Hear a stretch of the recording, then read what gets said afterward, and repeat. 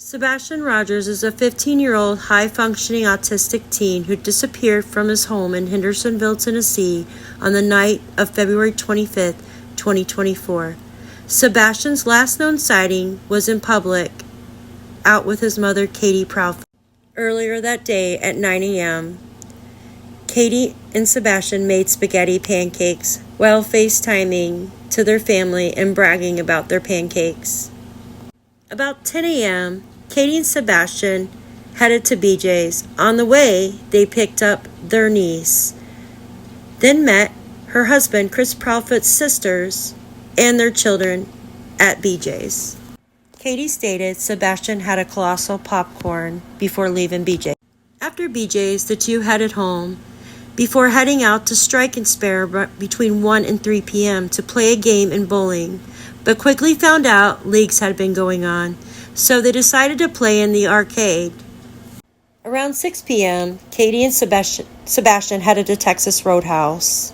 Sebastian looked quite nervous, biting his nails and picking at his fingers, then looking around while sitting at the table with his mom. While eating dinner, Katie glances around the restaurant as if she's looking for something or someone to meet up with her and Sebastian, but no one ever shows up at their table to meet them. And the two left to head home around 6:30 p.m. to Stafford Court, where Katie parked her SUV in the garage for the night.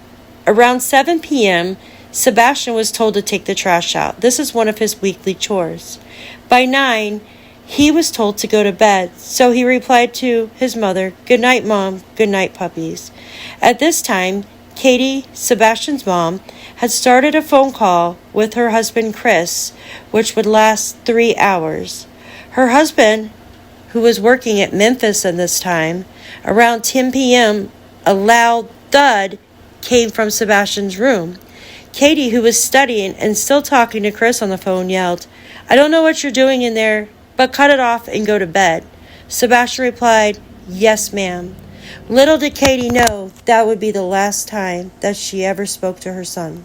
Around midnight, Chris told Katie to go to bed, so she locked the puppies up and went to bed. The following morning, 6 a.m., Katie went to wake Sebastian up, and he wasn't there. She quickly starts looking around the house, looks in the kitchen to see maybe he was in there, and looks around the walls to see if he's hiding. Sometimes he likes to scare her, but he wasn't. So she quickly picks up the phone and calls her husband, Chris Proudfoot, who is still in Memphis getting ready for work. While on the phone with Chris, Katie starts to drive around. She heads to the school, even though it's 6:15 and school isn't open yet.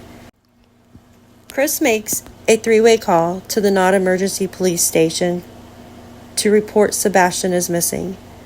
Within minutes, Chris tells Katie to head back to the house as police are almost there. Around 6:40 a.m., Chris tries to contact Sebastian's bio-father, Seth Rogers, by text, but he cannot reach him as he was working in a correctional facility and cannot have his cell phone on him there.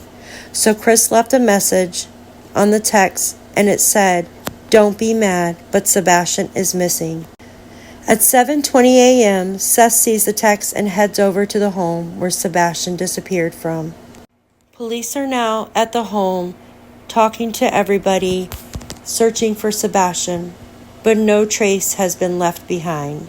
It's like Sebastian had vanished from the house. He went poof, like a ninja. But we know children just don't vanish like that.